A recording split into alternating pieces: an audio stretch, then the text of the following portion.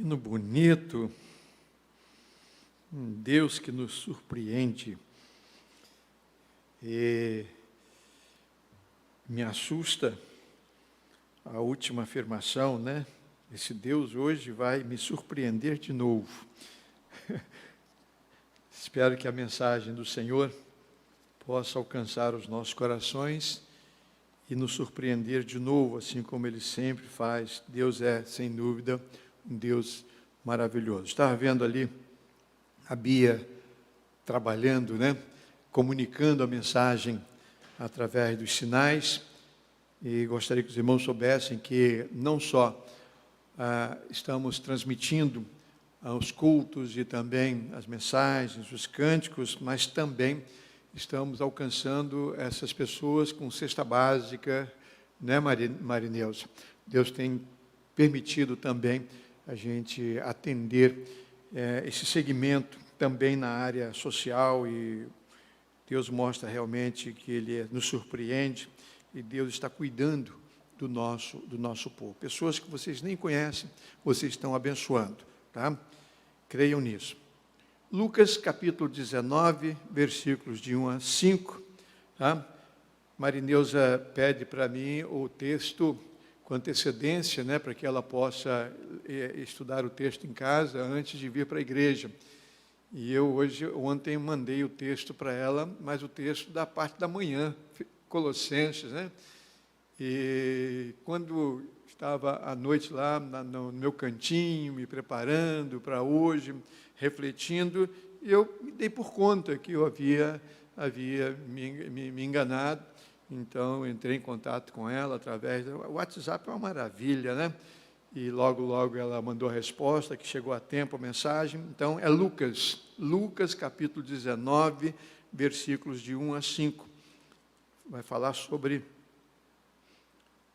o olhar de Jesus, né? Jesus entrou em Jericó e estava atravessando a cidade. Morava ali um homem rico chamado Zaqueu, que era chefe dos cobradores de impostos. Ele estava tentando ver quem era Jesus, mas não podia por causa da multidão, pois Zaqueu era de pequena estatura. Então correu adiante da multidão e subiu numa figueira brava para ver Jesus, que devia passar por ali. Quando Jesus chegou àquele lugar, olhou para cima e disse a Zaqueu: Zaqueu, desça depressa, pois hoje preciso ficar na sua casa. Tá? Eu gosto muito desse texto, desde criança eu gosto dessa passagem bíblica e fala muito ao meu coração. E nesse culto, então, eu decidi falar um pouco mais a respeito de Jesus, sobre o olhar de Jesus, né? Já, irmãos, há 20 domingos, nós estamos nos cultos da noite falando sobre Jesus, pregando sobre Jesus, um aspecto da vida de Jesus, do ministério de Jesus, né, a teologia de Jesus, e tem sido para mim assim, um exercício muito interessante porque tenho procurado me aprofundar mais, inteirar mais a respeito da minha comunhão com Jesus, porque para falar a respeito de Jesus, você precisa recorrer à palavra, você lê o que está escrito, mas só isso não basta. É preciso que o Espírito Santo esteja atuando também, assim como atuou na homens e mulheres para escrever o texto, assim como o Espírito Santo atuou homens e mulheres ao longo da história para preservar o texto, assim como atuou na vida de intérpretes, de tradutores, para fazer com que o texto fosse popularizado e pudesse chegar a todos os cantos da terra. Assim também o Espírito Santo hoje usa as pessoas que estão explicando o texto, pregando a palavra. Então, a ação é a mesma. O mesmo Espírito atua do mesmo jeito, usando pessoas, como eu, como você, quando cantamos, quando tocamos nossos instrumentos, quando estamos ali traduzindo, levando a mensagem para pessoas que não têm condições de ouvir como nós. Então, é assim que funciona. O Espírito Santo, ele atua na vida de todos. E atuou também na vida do Rafael, quando estava escolhendo aí as passagens bíblicas e para preparar a ordem do culto. Isso, para mim, é fundamental, me ajuda muito. e logo no início ele falou sobre o olhar de Jesus nos confronta e nos faz enxergar quem realmente somos. Interessante que ele escolheu um texto para inaugurar a ordem de culto, que diz assim: pois os olhos do Senhor estão atentos sobre toda a terra, para fortalecer aqueles que lhe dedicam totalmente o coração. Segundo livro das Crônicas, capítulo 16, versículos 9, parte A. Esse versículo foi proferido por um profeta Anani, um profeta desconhecido. Né? O profeta Anani, ele foi levantado por Deus para levar uma palavra ao rei Asa, rei de Judá. O rei Asa estava na contramão de Deus, e esse profeta, então, ele é levantado por Deus, ele chega lá, ele confronta o rei Asa e diz: olha, o que o senhor está fazendo está totalmente errado, totalmente equivocado. O senhor, ao invés de olhar para Deus, que está olhando para o senhor está indo para atrás, pedindo ajuda ao rei da Síria, né? E o senhor deveria olhar para Deus, porque os olhos do Senhor estão atentos sobre toda a terra, para fortalecer aqueles que lhe dedicam totalmente o coração. Então o olhar de Deus está sobre o Senhor, rei. Se o senhor se despertar para isso, se o senhor olhar para o alto, se o senhor observar a história do seu pai, dos seus antepassados, o senhor vai ver que Deus, né, cuidou deles. Ele poderia cuidar do senhor. O rei ficou muito bravo, não deu atenção, mandou prender o profeta Anani por causa dessa repreensão. Tá? Mas a palavra de Deus foi dita e foi escrita e chegou até nós nesta noite, dizendo que os olhos do Senhor estão atentos sobre toda a terra, para fortalecer aqueles que lhe dedicam totalmente o coração. Então eu gostaria que você nesta noite, meu irmão, minha irmã, você que está aqui no templo, você que está em casa, eu gostaria que você soubesse disso. O olhar de Deus é um olhar muito especial. E hoje nós vamos especificar o olhar de Jesus. Tá? O salmista, no Salmo 115, no versículo 5, diz que os falsos deuses, os ídolos falsos, têm olhos, mas não veem. Né?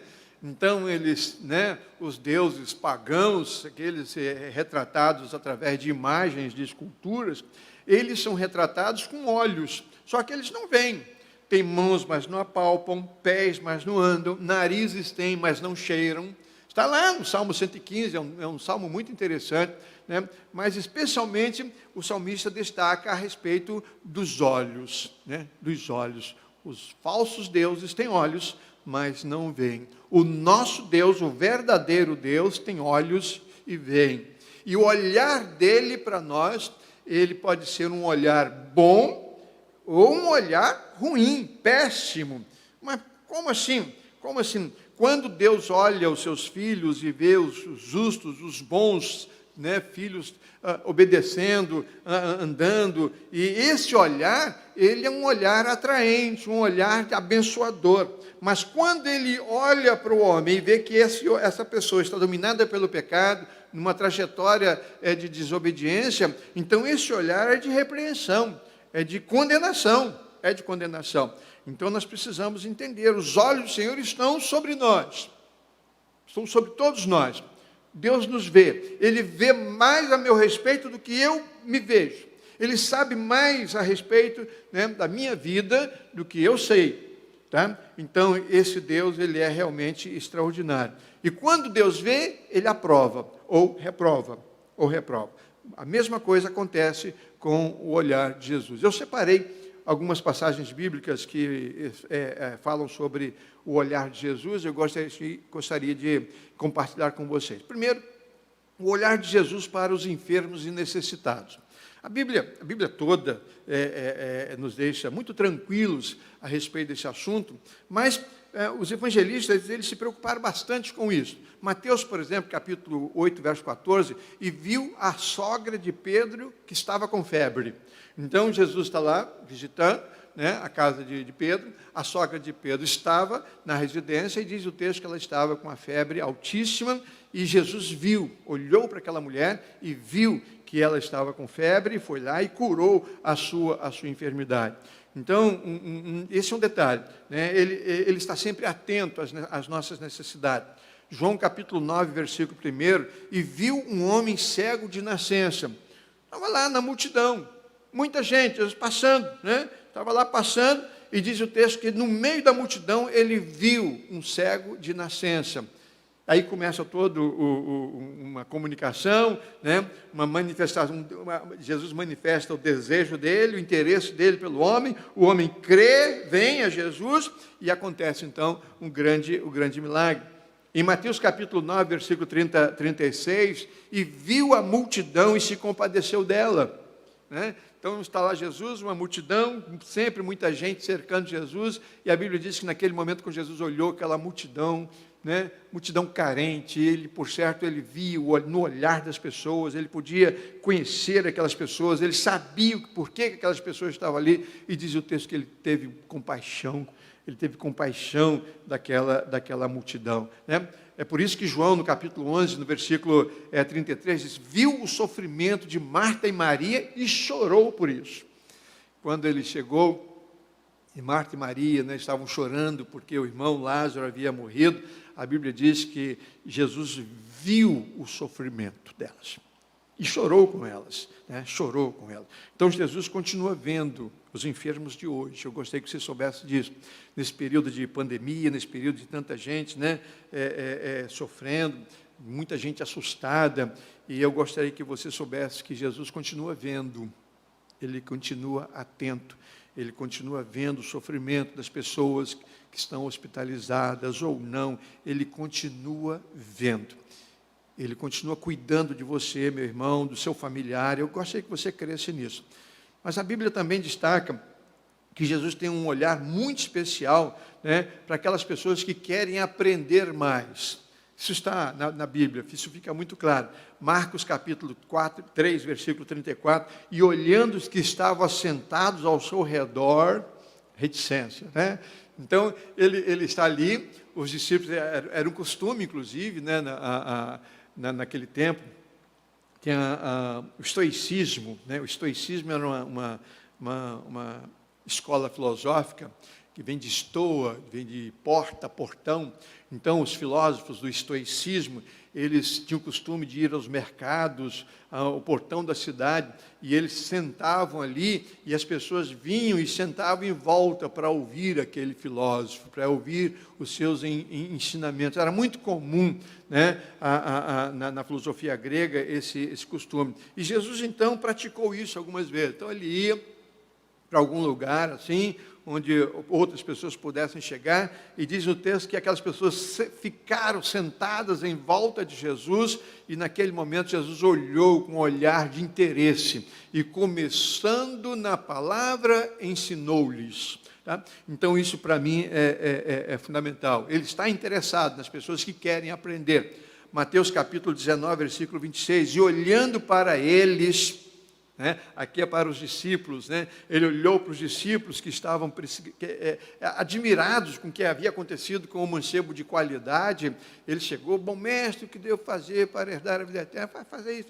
E quando eles viram que o rapaz virou as costas e foi embora, eles ficaram perguntando, né? Aí Jesus, agora era a oportunidade de Jesus ensinar os discípulos, né? Olhando para eles, aproveitou aquela experiência. Para vocês é impossível um homem se salvar, mas para Deus nada é impossível. Então comece a ensinar a respeito do interesse eterno, da misericórdia de Deus e sobre a capacidade de Deus em perdoar pecados, salvar qualquer pecador que se arrependesse de verdade. Então nós sabemos muito pouco a respeito de Jesus.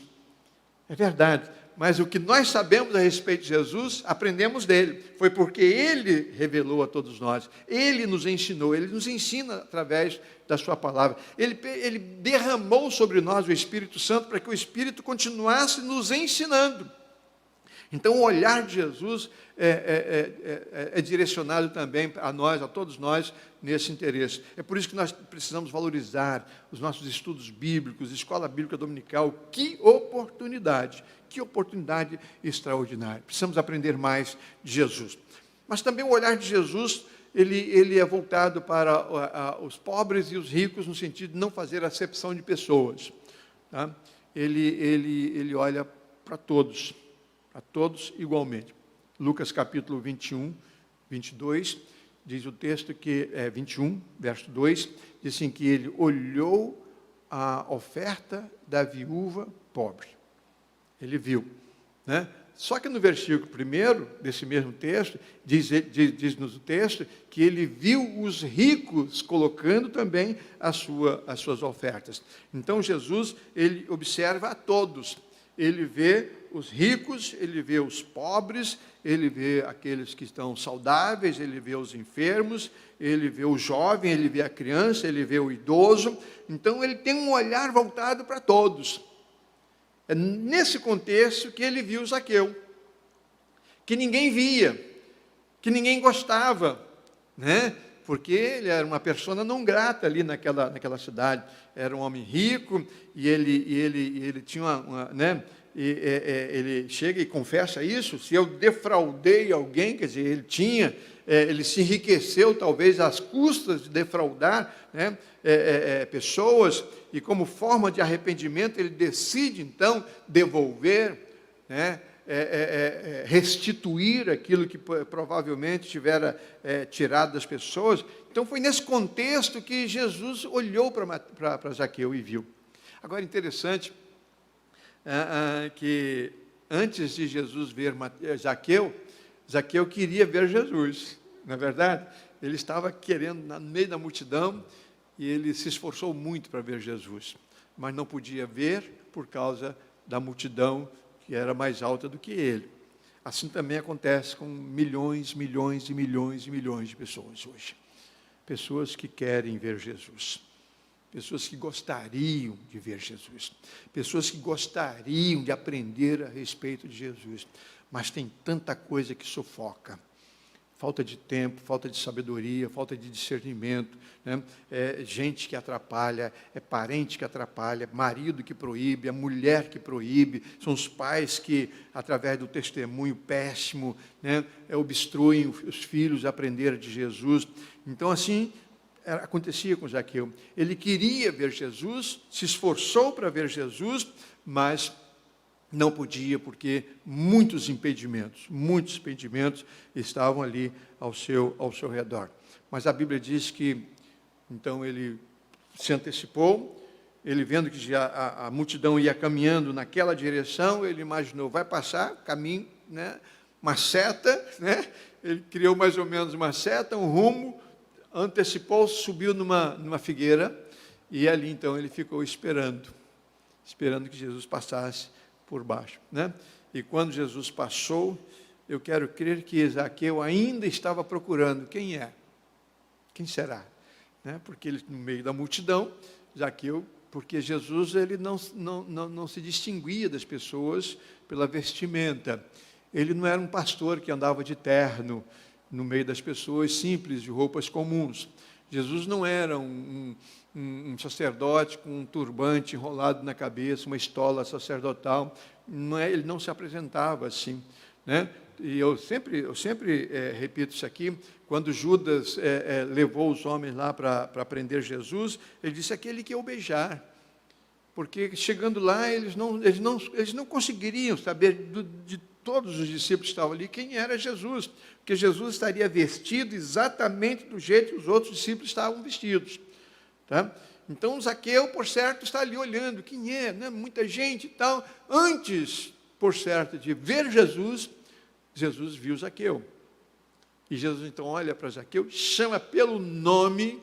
Isso para mim é extraordinário. Chama pelo nome e diz: Zaqueu, desce depressa, vai para sua casa, me espera lá, porque eu vou fazer uma refeição lá hoje, né? Eu vou ficar na sua casa hoje. Já pensaram que privilégio, hein? Que privilégio. Jesus vê a todos, especialmente ele vê aqueles que querem vê-lo. Então, se você está querendo aprender de Jesus, continue nesse desejo, nessa busca, você vai conhecer Jesus.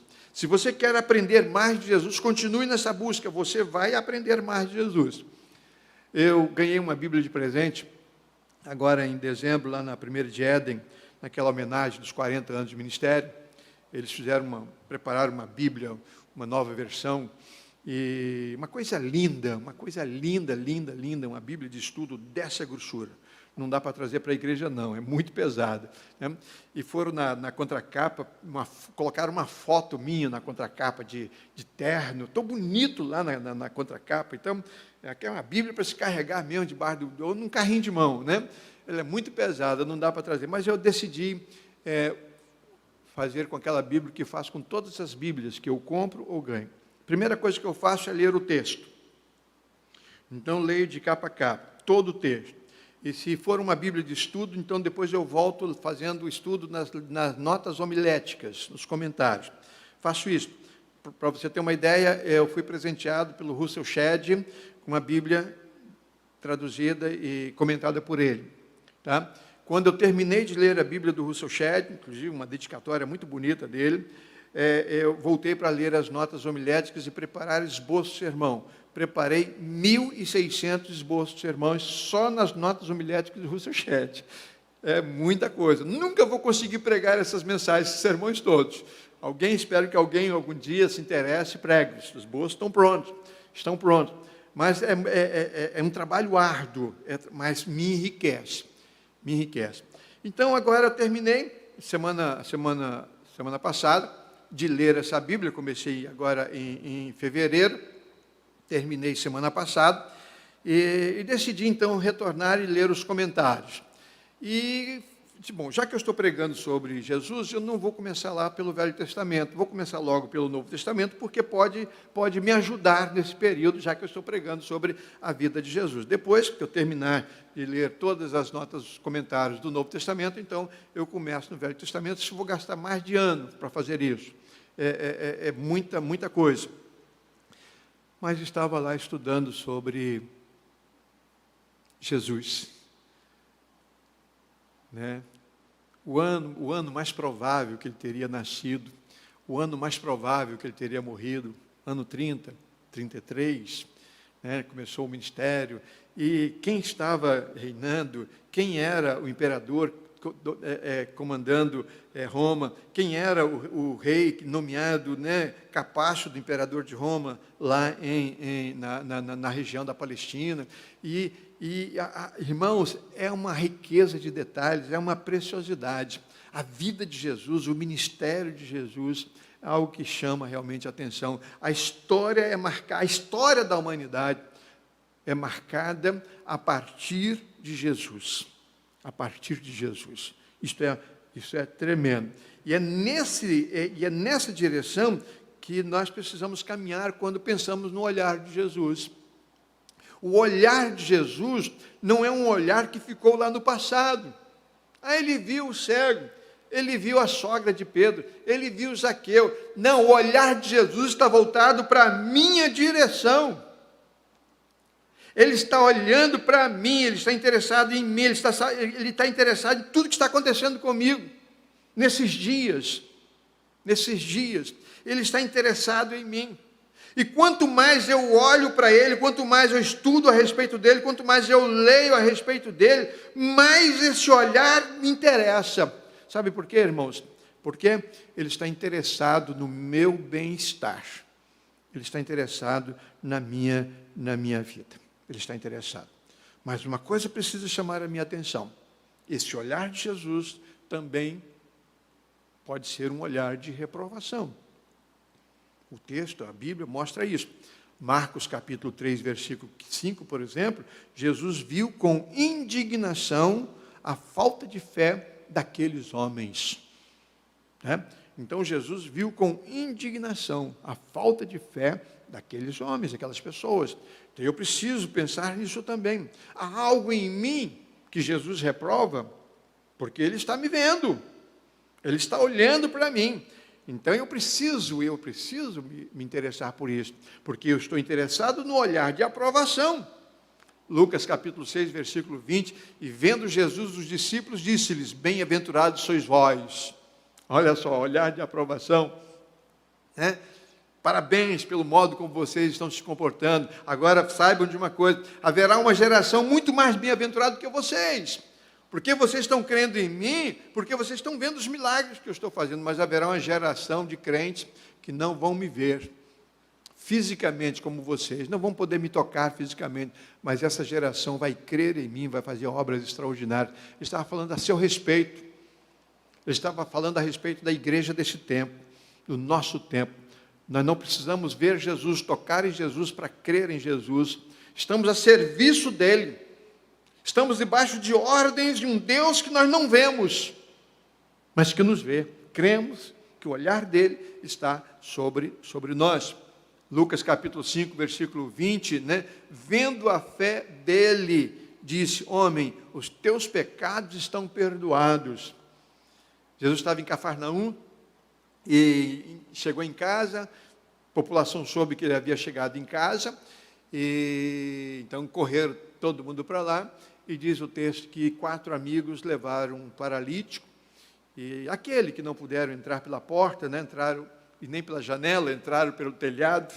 Eles queriam muito ver Jesus, mas o mais importante que aqueles homens queriam, eles queriam que Jesus visse o amigo. Visse o amigo, porque senão eles deixariam ele lá fora e entrariam lá: mestre, temos lá um amigo ali fora, está precisando muito do senhor, e o senhor pode fazer uma oração por ele? Não, uma palavra só, ele vai ficar curado. Não, eles queriam que Jesus visse o amigo. Então eles se animaram com isso, foram lá, abriram o telhado e colocaram, desceram o paralítico, amarrado no seu catre, até chegar à presença de Jesus. E Jesus vendo quem? O paralítico. Mas antes Jesus viu o trabalho daqueles 4 homens, 4 amigos, pessoas valorosas. Mas Jesus também olha para aqui, e vendo a fé dele, disse ao homem: teus pecados estão perdoados. Esse é o olhar de Jesus, que ele deseja dirigir a todos nós, o olhar de perdão. Por que eu afirmo isso? Porque ele veio para isso. Ele veio para perdoar os nossos pecados. Ele veio para morrer na cruz pelos nossos pecados. Então, quando ele pode perdoar os pecados de uma pessoa, Jesus fica muito feliz, porque ele veio para isso. Agora, quando ele quer perdoar o pecado de uma pessoa, e a pessoa não quer ser perdoada, então, por certo, para Jesus é uma grande decepção, porque ele veio para perdoar. Amados, todos nós estamos diante do olhar de Jesus. Eu gostaria que você soubesse. Você pode estar aí na sua casa. Ouvi esses dias uma irmã que disse que está querendo muito que os cultos comecem, mas que tem sido muito confortável, que em casa ela consegue participar dos cultos até de camisola. Em casa ela consegue participar dos cultos de camisola. Pelo amor de Deus, minha irmã, não se acostume, não se acostume, vamos vir para a igreja assim, vamos ter trabalho, tomar banho, colocar roupa bonita e vir para a igreja logo, logo. Não se acostume a essa comodidade. Tá? Mas a verdade é que nós precisamos desse olhar. Eu preciso entender que Jesus está me vendo, Ele está olhando para mim. Todos nós estamos diante do olhar de Jesus. É por isso que nós, pela fé, nós precisamos olhar para Ele. Hebreus, capítulo 12, no versículo 2, o escritor aos Hebreus, ele diz assim: conservemos os nossos olhos fixos em Jesus, pois é por meio dele que a nossa fé começa, e é ele quem a aperfeiçoa. Ele não deixou que a cruz fizesse com que ele desistisse. Pelo contrário, por causa da alegria que lhe foi prometida, ele não se importou com a humilhação de morrer na cruz, e agora está sentado no lado direito do trono de Deus, olhando para nós, e me vendo, olhando para a humanidade, e vendo a humanidade toda. Tá? Então o escritor disse: olha, não perca essa oportunidade, continue olhando para Jesus. É o olhar da fé. Cantamos, inclusive, hoje, cantamos o hino oficial da Ordem dos Pastores no início, olhando para Cristo. Esse hino ele é maravilhoso, foi inspirado em Hebreus, capítulo 12, versículo 2, quando nós somos desafiados por Deus, pela palavra de Deus, a continuar pela fé, olhando para Jesus. Olhando para Jesus, porque Ele está olhando para nós. Quando é que nós olhamos para Jesus? Como é que eu posso olhar para Jesus, já que nós não temos o costume de materializar a pessoa de Jesus num ídolo, numa estátua, coisa parecida. Tá? Nós olhamos para Jesus quando nós lemos a sua palavra, estudamos a sua palavra. Nós conhecemos Jesus através da sua palavra. Nós olhamos para Jesus quando dedicamos tempo à oração, conversar com alguém que nós não vemos. É pela fé. Pela fé você olha para Jesus.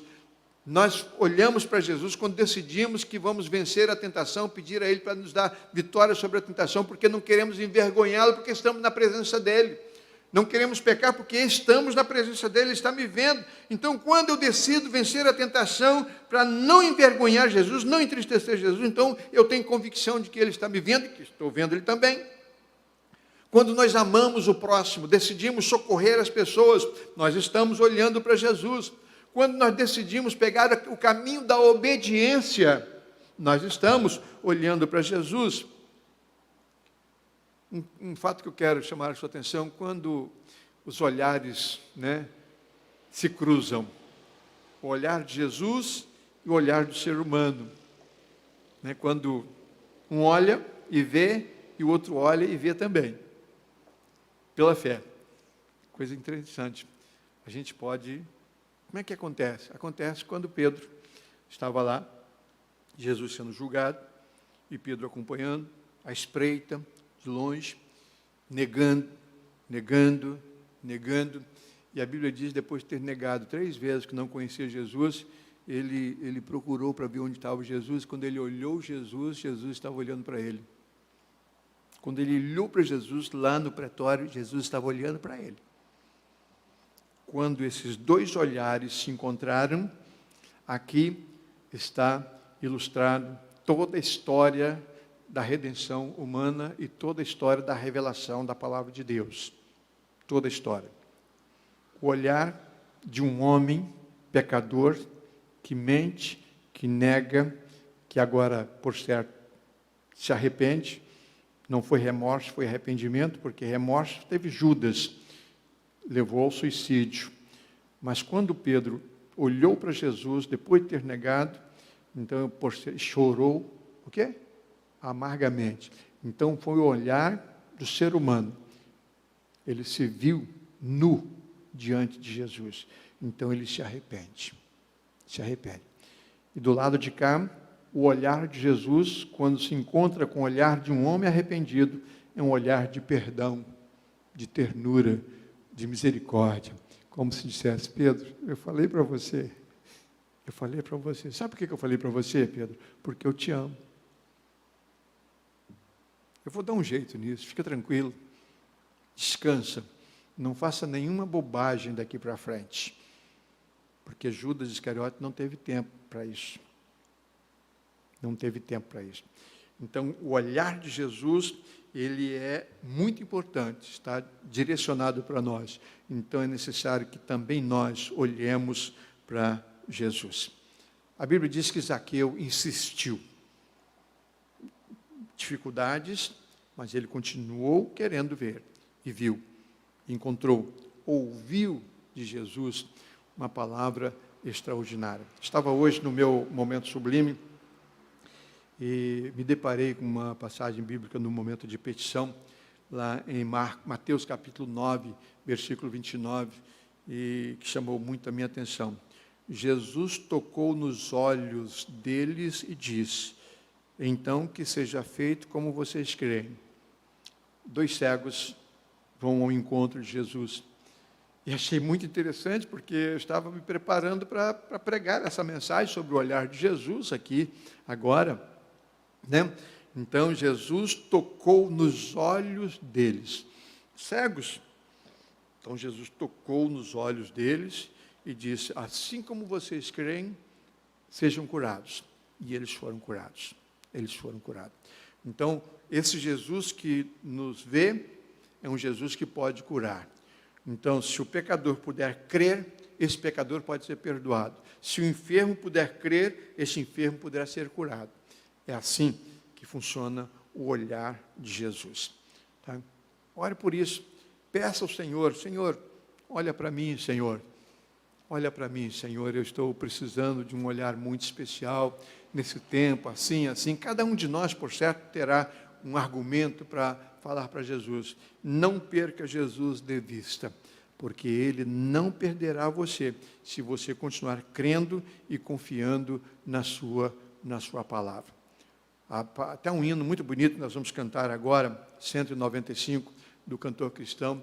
Esse hino diz que há vida para quem olha para Jesus, a salvação para quem olha para Jesus, a abundância de alegrias para quem olha para Jesus. Eu gostaria que você pensasse nisso. Você que está aí do outro lado, se você ainda não tem comunhão com Deus, se você ainda não aceitou Jesus como seu Salvador, se você ainda não se relaciona com Jesus desse jeito, eu gostaria de desafiar você nesse instante, abrir o seu coração pela fé, pela fé. Não precisa dizer nada, apenas pela fé.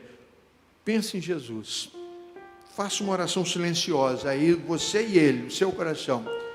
Clame ao Espírito Santo de Deus para dar a você discernimento. Peça isso a Jesus e você vai ver que o olhar de Jesus vai mudar completamente a sua vida. O olhar de Jesus pode, a partir de hoje, levar vida e vida abundante para a sua experiência, para a sua realidade. Creia nisso. Vamos cantar.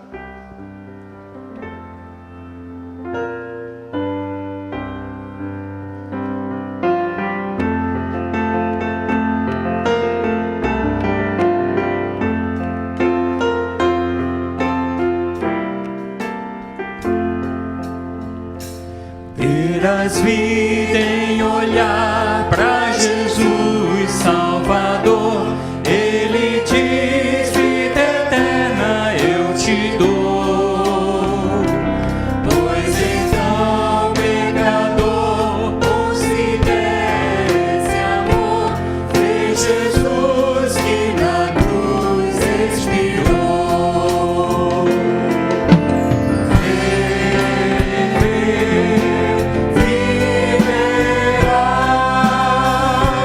Terás vida em olhar para Jesus Salvador.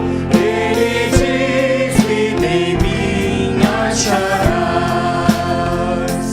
Terás vida em olhar para Jesus Salvador. Sangue seu derramado Ele tem. Paga está nossa falta, não haja temor.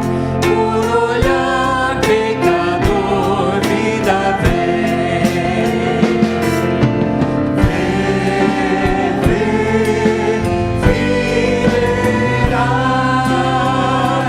Terás vida em olhar para Jesus Salvador. Ele diz: vida em mim acharás. Terás vida em olhar para Jesus Salvador. Não há choro, remorso nem dor que consiga remir a qualquer pecador. Só o sangue do bom Redentor.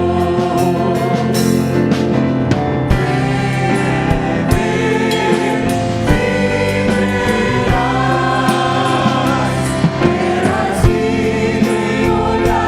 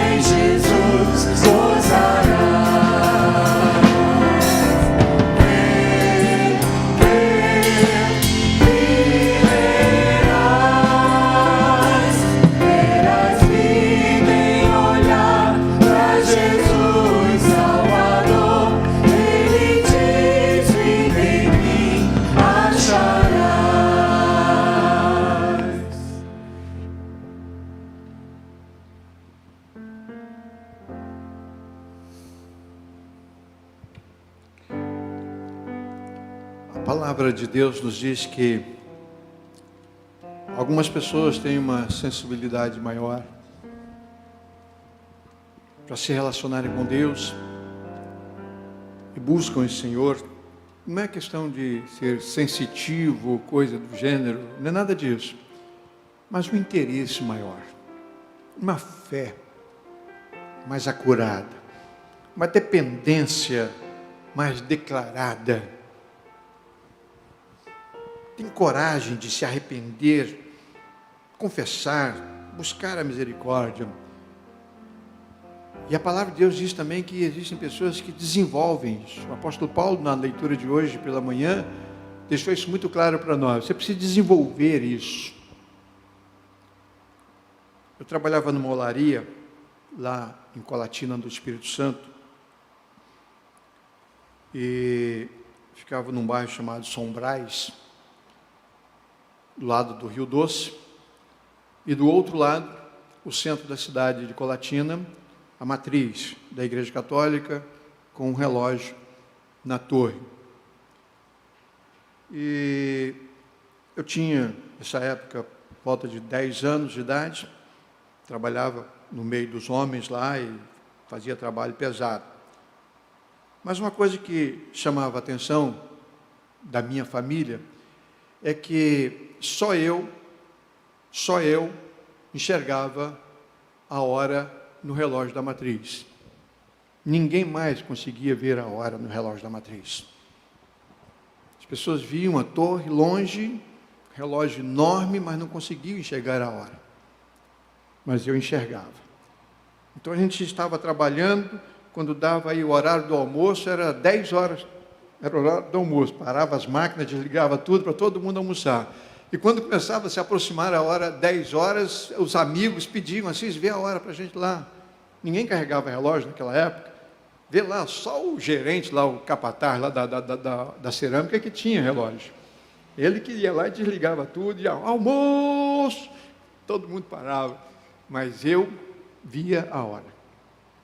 E aquilo era, ninguém podia explicar, eu nunca consegui explicar. Um dia, estávamos na mesa, almoçando, e esse assunto saiu lá, esse comentário, meu irmão, o meu padrasto, né? Como é que pode? Só o Assis enxerga a hora lá, como é que ele tem uma visão mais à distância e tal. Aí eu fiz um comentário.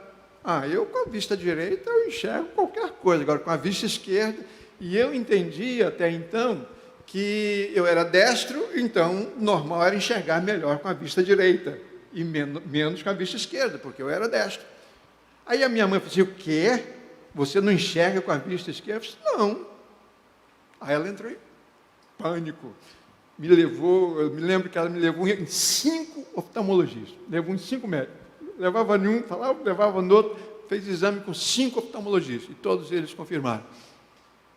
Eu, durante muito tempo, minha carteira de motorista, vinha escrito visão monocular. Enxergo com a vista direita e com a esquerda, nada. Agora que o doutor Flávio disse, não, sua visão não é monocular porque você vê vultos, você enxerga vultos. Então, você tem condições de norte e tal. Então, ele mandou tirar da carteira de motorista a expressão visão monocular. Algumas semanas atrás, fui ao médico, oftalmologista, estou com problema na vista direita. Na vista que não posso ter problema, estou com problema na vista direita. Então, procurei médico e fizeram lá um exame, deu descolamento do vítreo, não é descolamento de retina, retina é sério. E o médico me explicou, e eu falei para ele sobre o que aconteceu, né? Lá, quando eu era criança, eu expliquei, ele disse assim, há um mistério e há um milagre. Você canalizou a capacidade das 2 vistas numa só. É um exercício que o ser humano é capaz de fazer. É como o cego que vai através do tato. Cheiro, né, o olfato, pessoas que desenvolvem mais. E ele disse, então, é um milagre que acontece. Então, ali, eu aprendi isso há poucas semanas atrás, que você pode desenvolver um aspecto da sua visão. você pode desenvolver o seu olhar espiritual mais do que o seu olhar carnal. Você pode desenvolver uma busca para as questões de Deus mais do que a busca para atender aos anseios da carne. Você só precisa focar, né, naquela direção. E a direção é Jesus. Olhando para Jesus, o autor e consumador da nossa fé. Eu gostaria que você pensasse nisso. Desenvolva esse olhar. Queira saber mais de Jesus, porque Ele está muito interessado em você. A Bíblia diz que quando o filho pródigo estava retornando para sua casa, quando ele estava chegando, o pai estava esperando. Então, antes que o filho visse o pai para pedir perdão, o pai já estava correndo na direção do filho para abraçá-lo. Então, se você quiser olhar para Jesus pela fé, eu gostaria que você soubesse disso. Ele já está olhando para você há tempos, está interessado em você. Ele quer dar a você essa vida que acabamos de cantar agora. Se você olhar para Jesus, Ele já está olhando para você. Querido Deus, eu quero te agradecer por tua graça e misericórdia. Eu quero te agradecer porque o teu olhar onisciente está sobre toda a humanidade, especialmente sobre a tua igreja. O Senhor está direcionando a tua igreja, conduzindo a tua igreja. Eu quero te louvar por isso. Eu quero te agradecer, a Deus, porque o olhar de Jesus nos alcançou. E esse olhar está fazendo uma tremenda diferença na vida do teu povo. Mas agora, Senhor, há pessoas que estão precisando de um modo muito especial, que o Senhor olhe para essas pessoas também de um modo especial. Tenha misericórdia. Visita as nossas famílias, visita os nossos amigos, visita aqueles que estão enfermos na carne, enfermos no espírito. Tenha misericórdia, Senhor. Que essas pessoas agora, Senhor, através do Teu Espírito Santo, possam ser despertadas a olhar para Jesus pela fé. E com fé receber, ó Deus, o perdão do pecado e a vida eterna. Muito obrigado por tudo e por todos. Obrigado, Senhor, por essas pessoas que estão trabalhando aqui comigo. Obrigado pelas pessoas que estão transmitindo a mensagem para aquelas pessoas que não podem ouvir. Obrigado, Senhor, por Teu Espírito que está atuando nos corações das pessoas que estão distantes, mesmo diante de uma tela, podem participar deste culto. Muito obrigado. Abençoa a Tua igreja, abençoa o nosso país, os nossos governantes, cuida de todos nós, em nome de Jesus. Amém, Senhor. Amém. Amados, uma boa noite, uma boa semana, que Deus esteja no controle das nossas vidas.